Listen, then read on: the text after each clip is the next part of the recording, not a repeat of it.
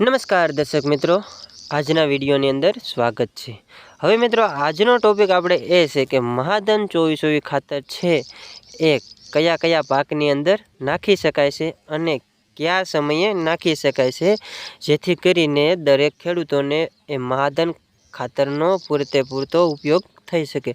અને હા મિત્રો, જો તમે અમારી ચેનલની અંદર નવા હોવ તો ચેનલને સબસ્ક્રાઈબ ન કરી હોય તો એક વખત ચેનલને સબસ્ક્રાઈબ કરી નાખજો અને વિડીયોને લાઈક કરી દેજો, જેથી કરીને આવનારા નવા વિડીયોની નોટિફિકેશન આપના સુધી પહોંચતી રહે અને સૌથી પહેલાં આપના સુધી આપણો વિડીયો પહોંચતો રહે।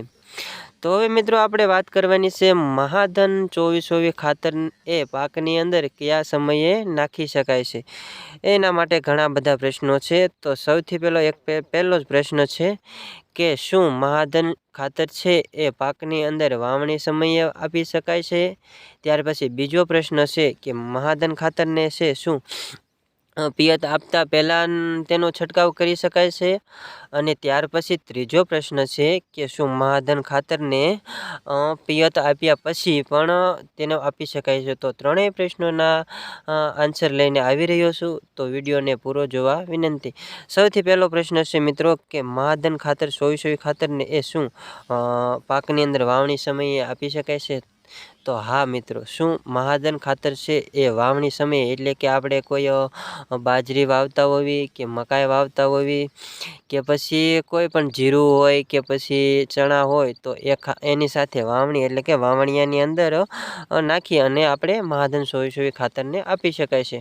અને ત્યાર પછી બીજો પ્રશ્ન છે કે શું મહાધન ખાતરને એ પિયત આપ્યા પહેલાં તેનો છંટકાવ કરી અને પછી પાછળથી પિયત આપી શકાય છે। તો હા મિત્રો, મહાધન ખાતર 24 એ પાણીની અંદર એટલે કે આપી શકાતું નથી, પણ પિયત આપતા પહેલાં પણ મહાધન ખાતરનો છંટકાવ કરી શકાય છે। અને ત્યાર પછી છે ત્રીજો પ્રશ્ન છે એ કે મહાધન ખાતર છે એ પિયત આપ્યા પછી પાછળથી છંટકાવ કરવી તો કેવું રહેશે। તો મિત્રો, પાછળથી છંટકાવ કરવાથી હિતાવહ રહેશે, પણ એના કરતાં બેસ્ટ રીત છે કે મહાધન ખાતરને એ છે એ પાણી આપતા પહેલાં છંટકાવ કરી દેવાનો, જેથી કરીને પાણી આપતાની સાથે જ છે એ જમીનમાં ઉતરી જાય છે અને પાકને પૂરતા પોષક તત્વો મળી રહે છે। અને હા મિત્રો, જો તમે અમારી ચેનલની અંદર નવા હોવ તો એક વખત વિડીયોને લાઈક કરી દેજો અને ચેનલને સબસ્ક્રાઈબ કરી નાખજો, જેથી કરીને મારા તરફથી આવતા નવા વિડીયો અને નવી માહિતી હું આપના સુધી સૌથી પહેલાં પહોંચાડતો રહું। મિત્રો, આપણી ચેનલ ખેતીની છે, તો આપણી ચેનલની અંદર એક પણ વિડીયો એવો નથી કે ફેક વિડીયો હોય, પરફેક્ટ માહિતી જ આપવામાં આવે છે। એટલા માટે જો મિત્રો તમે ખેડૂત હોવ તો એક વખત ચેનલને સબસ્ક્રાઈબ કરી નાખજો। અને મિત્રો, હવે આપણે વાત કરવાની છે કે મહાધન 24 ખાતરની કયા કયા પાકની અંદર આપી શકાય। તો દર્શક મિત્રો છે, મહાધન 24 ખાતર એક એવું ખાતર છે જે આમ ગણીએ તો 15 થી 20 દિવસ સુધી આ ખાતરનો પાવર રહેશે, એટલે કે છોડને 15 થી 20 દિવસ સુધી બીજા કોઈ પણ ખાતરની જરૂર પડતી નથી। એટલા માટે આ ખાતર છે એ કપાસ છે, બકાલું છે એટલે કે રીંગણી છે, ત્યાર પછી બાજરી છે, મકાઈ છે, એવા તમામ પાકની અંદર અને તેલીબિયા પાકની અંદર મહાધન 24 ખાતર નાખી શકાય છે। આ ખાતર આમ ગણવી તો થોડુંક મોંઘું આપણે ખેડૂત મિત્રોને પડે છે, પણ આ ખાતરની કિંમત પણ થોડીક વધારે છે, પણ પાકની અંદર સારામાં સારું રિઝલ્ટ મળે છે। એટલા માટે દરેક ખેડૂત મિત્રો છે એ આ ખાતર વાપરવાનો આગ્રહ રાખતા હોય છે।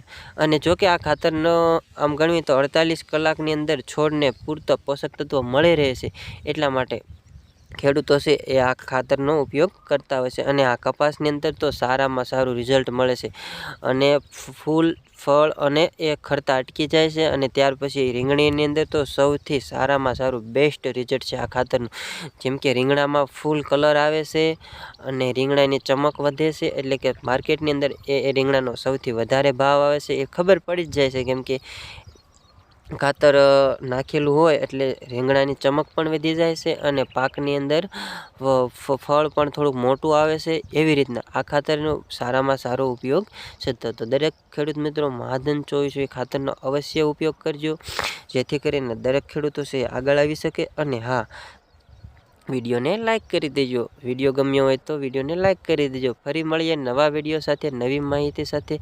ત્યાં સુધી જગદીશભાઈ તરફથી